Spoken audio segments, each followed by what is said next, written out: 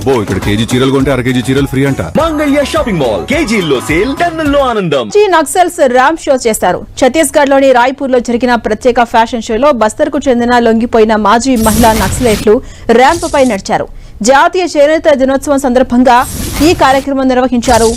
Kosa silk సంప్రదాయ చేనేత దుస్తులను ధరించి ప్రొఫెషనల్ మోడల్స్ తో కలిసి మాజీ మహిళా నక్సలైట్లు ర్యాంప్ వాక్ చేశారు.